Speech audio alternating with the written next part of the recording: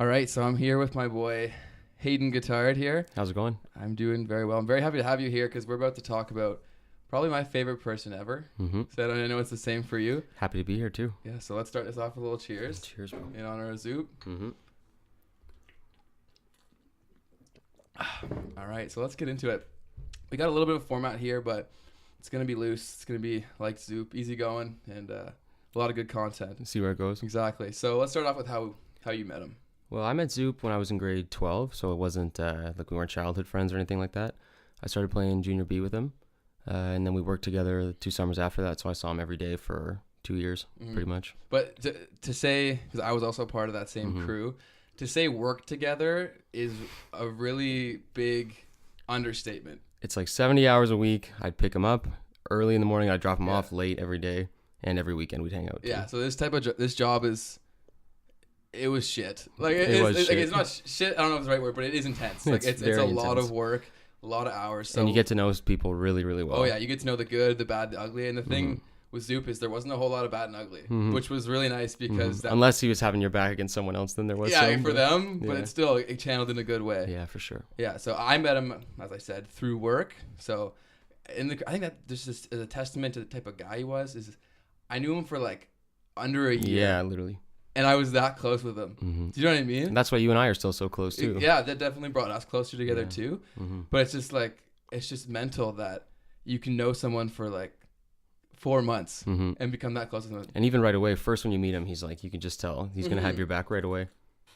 And the coolest guy, he didn't give a shit what anybody thought, bro. No, I know. He'd wear old clothes, listen to old music. Yeah, I love that because he was so quirky. Maybe that's the way to describe it. And he didn't give a shit. He would talk about whatever he was into. He'd read these weird ass books. He'd always have a random novel, like, or even one that was like nonfiction. Yeah, no, he killed me, and his music choice was always A1. Always CDs too. He'd have lots of CDs in his car. He was a classic guy. Stones. Oh yeah, all the good stuff. Showed me the Stones for sure. His dances were always funny. Him and I always had a few good bits going. The finger guns, man. The finger guns was his go-to move. Oh yeah, classic. So yeah, that's just a bit of intro about how we met Zoop. Yeah, so you played hockey with him too. Yeah, I came back. I went to a different school in grade 11, and then when I moved home, I started playing for Ancaster, and Zoop was on the team and lived right near me, so we used to carpool every day to the games and practices, obviously. Yeah. But I spent so much time with him then. So let's just get into. We got, like I said, a loose structure. What's your favorite Zoop story, or like with a guy like that? There's typically not just one. So if you got a few. Let them fly. One of the most classic ones was going to Motown. And it was like, I wanted to leave at midnight or 1 because we'd work the next day and then get up at 5. And this is when you were working the job. Pools, yeah. Pools, okay. So just describe, like we say pools. And what we mean by that is we literally built pools. Pool construction. We show up at a dirt hole and we leave when the hose is being turned on. Yeah. Like kids are swimming. So what that entails is being at the yard, which is the meeting point where we stock up on supplies, blah, blah, blah. You got to be there at 6:30 a.m. So... when they're out, just keep that in. And it's far from Zoop in my house. Yeah, so you're getting up at what time? Like 5:30? 5:15. Yeah. Okay, go ahead. Yeah, so we went to Motown, and it was like 1 o'clock. I'm trying to get a cab or something like that. But Motown has old music, and Zoop was rocking the finger guns, and he wouldn't leave till it closed. He wouldn't go? No, and then after it closed, he wanted to go to some after party at someone else's house, too. We didn't get home till like 4 o'clock. I think I remember that day. It's crazy. You guys were both absolutely... Yeah, it was awful, man. But it was his favorite thing, and he still was like at work chilling. He's like, "You're so soft. How could you even feel it? Like, we're fine. we do this every day. What the fuck?" Like, chilling. That's just the type of dude he was. He just was full speed all the time. Yeah, that's why I live the motto. I got one speed. It happens to be full. Zoop that was the Zoop motto. So I definitely adopted that into my life. He used to always say, "You're the second toughest guy I know." I go, "Who's first?" You go, "Me." Yeah, always. But it's true, man. Yeah, like he was never the biggest guy. But he was fearless. Fearless, man. With anything. Always. And loyal, bro. Yeah. 100%. Biggest thing was loyal for sure. Yeah, another good one was I had to work when I was working at a hockey store before I worked at pools with him. Yeah. My car wouldn't start in the morning, and I had to call him and wake him up like super early, and he still came and got me. Stuff like that happened all the time. See, that's exactly what I'm referring to about why I love him so much. Yeah. It's because he's the type of guy who you ask for an inch, and he'll give you a mile. Like, it's just that type of giving unconditionally that definitely spilled over to how I treat people now. Because oftentimes I'll say to myself, like, what would Luke do? What would Zoop do? You know? The shirt off his back always, man. He didn't care. Like, truthfully, he would give. Didn't care what whatever. anybody thought, bro. Yeah. Oh yeah, and didn't care about any possession or anything. No. Like if you would like something, he'd give it to you right away. Yeah, just like to speak on that. Remember the shorts that he wore? Oh man, The ripped up American Eagle, bro. They so were like this thick cotton American Eagle shorts to work. Like, and keep in mind, we're working outside in the summer, and this guy's wearing cotton sweat shorts with his grandpa's leather work boots that look like Doc Martens or something like that, and they have no grip on the bottom. He just didn't care. No, he just got the job done, and that's what he was all about. Mm-hmm. So, what would you say your favorite things were about Zup, like qualities? Just that he didn't care what anybody else thought. He never did. He did his own thing, and it was like always super cool, and everyone else like thought he was the coolest, but it was always on a different path, kind of. So that's one thing I heard, getting to know all the people who I didn't know that were in his life before, after his passing. Yeah. And I think that was the biggest thing that I picked up on, was that everybody felt the exact same way. Oh, for sure, man. So, because he was never not like that. That was who he was all the time. He was so genuine. He was genuine. Oh yeah. And see, that's lacking so much today. Yeah, so that's so refreshing. So original, man. That's why everybody around him thought he was the coolest. Yeah. You know, because no one else is like that, really. I think why he was so cool is because it was effortless. Of course, yeah. So most people are putting on some sort of facade, but for him, it was just Zoop being Zoop. To his core, being chill Zoop, man. Yeah. Just chill. Unreal. So was he like that as a hockey player too? As a hockey player, he was, well, not really. The thing that he was like as a hockey player was how he was at work too, which is hardworking. Mm-hmm. He never stopped working. He was a skilled guy, but he wasn't the most skilled guy, but he just didn't work, like he never got outworked. He was the captain our last year too, before he passed. And he loved hockey, man. The guy loved hockey, man. Oh, yeah. He loved it. It was his dream, bro. It was. Like, I remember just talking to him, and I didn't have the same sort of appreciation because I wasn't a hockey player like you guys, but just listening to him talk and picking up on his passion for it, like the guy it's crazy. Loves the hockey. Oh, yeah. Loves the game. Do you have any good stories, Will? All mine are for work, for the most part. Yeah. So we can definitely touch on those because some of those were pretty golden. Some of those are classic. I think you remember the day when, so we're about to leave. I'll set the scene for you. It's a Saturday. We only work Saturdays, like half days. We're about to leave. And so what you do is to set the foundation for forming the deck, you have to fill the whole thing with oh, geez. Gravel. I remember this now. With gravel, yeah. So underneath the gravel are all these pipes and everything that makes a pool work. But we had one pipe that has to be above the gravel because it's for a waterfall. We're about to leave on a Saturday. We're all amped up. We're hammering to get it done. And we friggin' buried the pipe. Under like 4 or 5 tons of gravel. And our boss had just left with the Bobcat. Yeah. And to put that into perspective, so if you were trying to dig it out, the gravel just falls back in. Like, think about that. It's like trying to dig a hole in a sand pit. Like, in the middle of a sand pit. Yeah, it just it's just going to sink in. So we were there. We weren't allowed to leave till we got this waterfall fixed too, because we told them what happened. Yeah. And it took us like 3 or 4 hours in the rain, man. Remember? I know. It was literally in the rain. Yeah. I was just getting so butthurt. I was just so mad. Yeah. And then Zoop just said, fuck it. Earn your weekends. Yeah, he grabs the shovel, just starts going ham on it, just firing at it. Yeah. And then he reaches down. And it was like a scene out of a movie. Pulls it straight up, remember? It's like the clouds set and the light was just shining down on him. And then he just pulls it up. Yeah! We both tackled him. Yeah, bro. Oh, it was so hype. So funny, man. And then we just talked about that the whole time. Oh, yeah. It was so I think we stayed at your house one time, too, and went to Island. Yeah. That was a good time, too. We used to have beers after work sometimes. And a couple of those times ended up turning up like into 3 of us chilling like all night or for a little while. No, man. At least. He was a specimen. I'm just trying to think about more. Well, us 3 were at the bottom of the totem pole too at work. Like, we got shit on so much. Yeah, that's why we were so close, because we would just get shit on and we would grind every day, bro. And the thing I love about him is that even though we're working for the sake of working, like it's a job that none of us view as like a career per se, like in our position, right? Like where we were, it was we were the bums, right? Yeah. We were like we were lackeys, peasants. man. We were carrying wood, wheelbarrowing, and shoveling. But Zoop took it so seriously. Oh, like, it was his job, He was bro. the worst, man. Yeah. He fucking sucked. Don called him the Watcher. Yeah. Remember? Your boy's a watcher.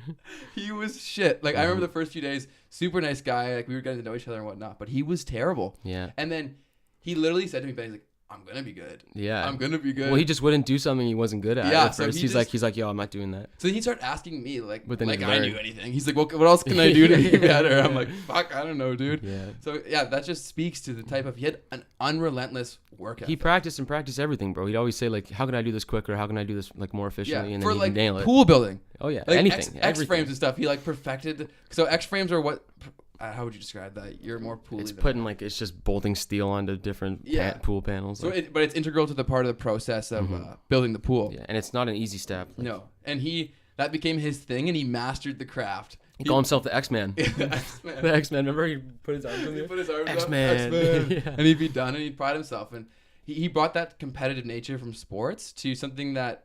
Like I didn't like being there, but he made it fun. Oh man, I still love working there because the attitude he started. Yeah, bro. We pioneer pools and look at the stables. Exactly. Yeah, a couple horses. It's infectious. I'd say that's the biggest thing for him is it is infectious. Like it's difficult, and you have a lot of this too. Is it's difficult to be sad or mad when you're around somebody like that. Oh God, yeah, man. Because it just provides life and more fun to everything. When you're with someone that much, like we used to get in arguments, of course, because we're like all there the whole day. But then right away after, he'd be like, "All right, grow up. Yeah, stop being butthurt."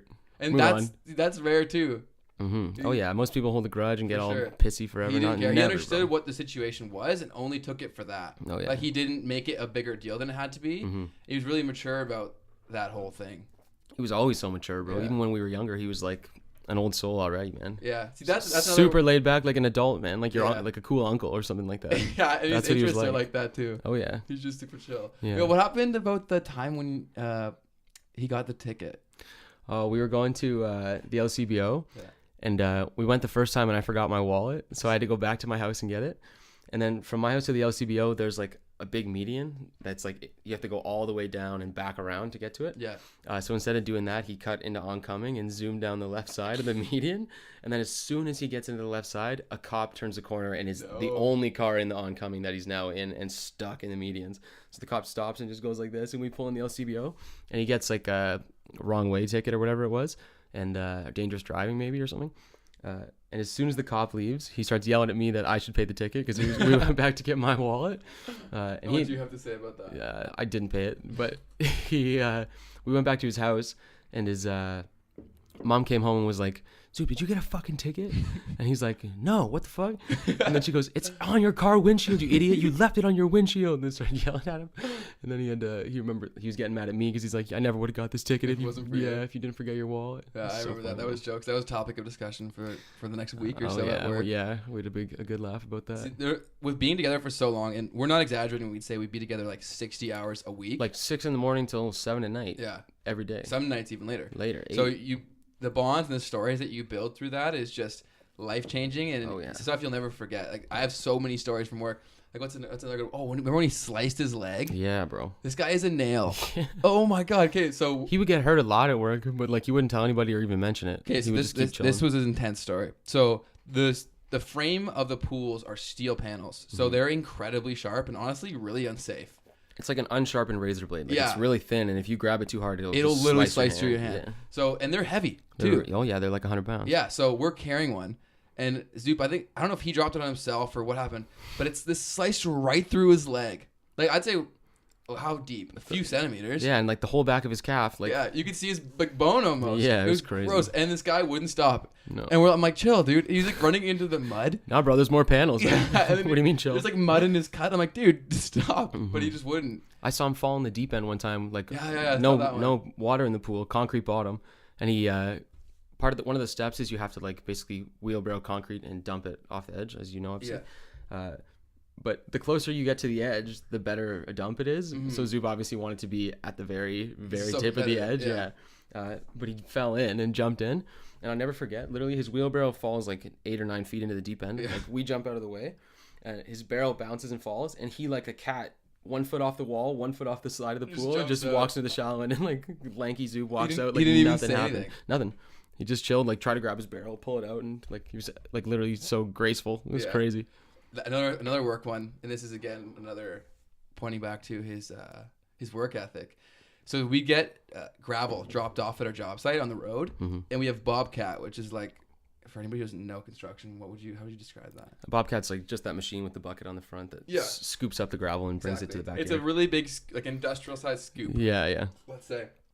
And so if the Bobcat wasn't there, it would be obviously it'd be an extremely tedious task to shovel it. Yeah. So we don't do that. We sit around. Especially in these nice Oakville houses, because like they could be 500 meters in the backyard or like down a boulevard. Exactly. Like these properties are big, so it would take hours. So we're sitting in the back one day. We knew that there was no bobcat. We're waiting for it to come. We're like, oh, sweet. We get to break for a break. bit. Yeah, we never get these. Exactly. We get a few minutes off. Let's hydrate.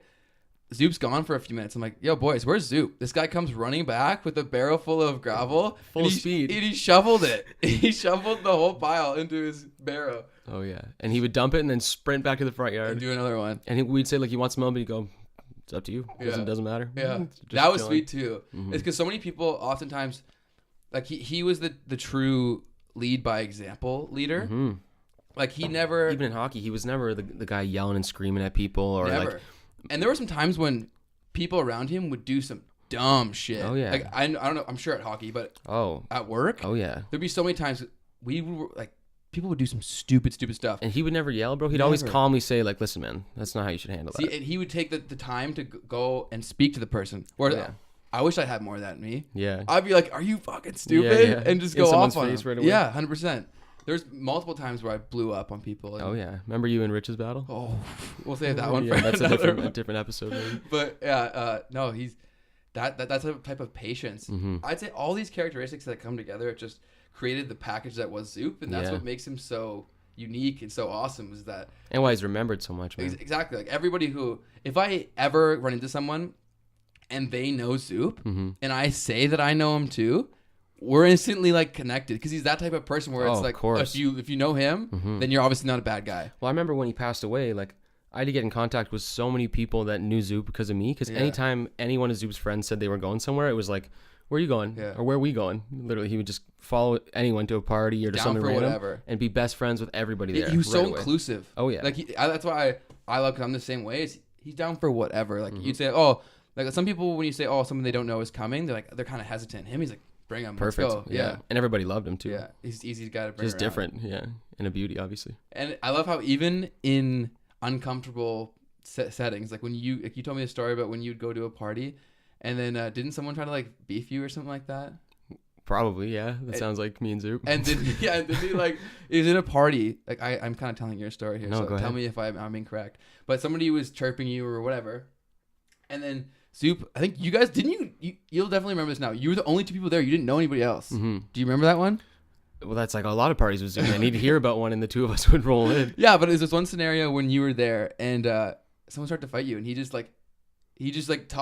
started like escalating the situation, like he had back. Yeah. And the guy just stood right down. Yeah. Because he knew that. Well, that's all the time. Like Zoop would like kill people if he did fight him. Yeah. And we'd get to parties and they'd know who he was, so he would just say like, "Listen, relax," and people would just like chill. So he had that kind of representation. Like, oh yeah. Like rep. It's not even his rep. It was just like the way he carried himself too. Yeah. I don't mean like rep isn't like street cred. Yeah. I mean like people had that much respect for him. Yeah. When he was around, it was like, all right, we should chill. Yeah. Yeah. See, I love getting to know people that knew Zoop because I like to build off of what I know and kind of like round off the whole person that he was. You become close with anyone that was friends with him too. Yeah. Because he was like he would only really hang around other people that were like genuinely cool. You know? No, it's just it's mental. I'm trying to think of some more stories here. Anything else? Honestly, like one of the sad parts about all this is I can't remember a lot of specific stories, but you just remember like how he was as a person, how brave and loyal and tough he was. Yeah. You know, and kind, like shirt off his back, without even thinking about it right away. Yeah, and that just kind of tells you like the type of person he was. That it's not the moments that stick out to you. It's the person. Yeah. Oh yeah. Right. Oh yeah. And I know he's had a major influence on how I look at things. Oh, and for sure. Turning a negative into a positive. Like him passing away really made me rethink everything, and then also try to emulate all that he gave me. Everybody that knew him was like that now. Like, yeah. You learn to live like him a bit more because he's just like... So it's like his impact will always be felt because any person that I interact with in anybody's life in which I improve, he will be a major contributor to that because he ultimately shaped a lot of the way that I view things. All the good qualities that we try and be your qualities, he just was, you know? They were just the fathom of his being. Like he was he was that. Just hardcore and genuine, man. I remember one time, like, to get my house and his house, there's either a really long, like, neighborhood you can go through to get there, or you can cut across the highway. And I remember we'd come back from the bar, and to save money, we'd both go to my house. Okay. And he'd leave a pair of rollerblades in my backyard. No way. I'd go inside. He'd go sneak in my backyard, get the rollerblades, and then he'd rollerblade on the shoulder of that short little highway to his house instead of taking the long neighborhood. What a beauty. Save him like 20 minutes probably. What a beauty. So it'd be like 3 a.m, and he'd rollerblade home at full speed, like talked like a speed skater. Yeah, he was fearless too. Man. Yeah. Oh yeah. He did not care. No, I didn't fear anybody or anything. And how about his funeral, man? It's crazy, man. That was so many people came. Many people. Oh yeah. See, and I think I waited like 4 hours to see him, and it was obviously worth it. But I mean, like, it just reaffirmed it in my head that like this guy was as awesome as I thought he was. Man. Everyone that I'd ever met in Hamilton knew Zoop or knew who he was. There were people at the funeral that like I was like, how did you even know him? Like he spread so wide. Yeah, man, there were so many people there that I'm like, what the hell? How? Teachers from my elementary school were there. Like I didn't even know him for years. Like after that, people I didn't even know were showing up. Like it was crazy. That day will forever be etched in my brain. What a blur, man. Yeah. That was. I so vividly remember the whole thing, man. Just like the pictures leading in, the music. Yeah, because all the pictures he either had a dart or a beer or both. And I remember his mom sitting there like, why does he always have a dart or a beer in his hand? He's a beauty. Yeah, oh yeah. And I just, having a good time always. For sure. But that day for everyone, well, I guess I can't speak for everyone. For me, that was like a life-changing day, man. Oh, man. Hardest day in a lot of our friends' lives for sure. Yeah. I would even say that for me, man. Like when man, it's crazy. When I saw him, I was just. Remember, shocking, bro. I think a lot of people are like this, and I guess I always wondered. I'm like, why did they do open casket? But then once I experienced one, I kind of understood. Like I'd been to funerals for like grandparents or like stuff like that. But those make sense. And those make sense, right? And they were not even open caskets. So this was the first one. It was like someone you knew. It was your first two, and it was him, but like.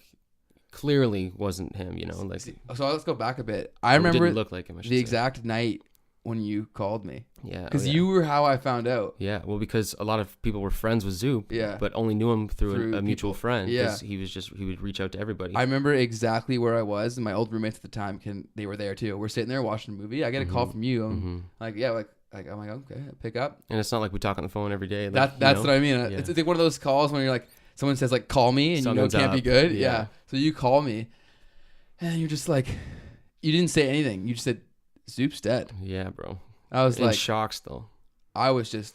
Well, this is actually crazy. I'm not a very spiritual guy, religious guy. Like most people know that about me. But like, I was playing junior C hockey at the time, and it was my first year at Western. Yeah. And literally hockey had been my whole life. And in the morning, this had been when Zoop had passed away the night before, but I didn't find out till later that day. Okay. I had a random feeling that I was going to quit hockey for sure. And I literally drove 50 minutes to Norwich and quit. Got a speeding ticket on the way back, all on a whim, no real reason. And we were having a party at my house that I was trying to get back to. Yeah. Probably part of the speeding ticket.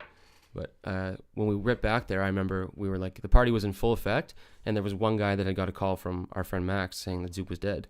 And I remember we had like 50 people at our house and had to like clear everybody out. Jesus. Yeah, it was crazy, man.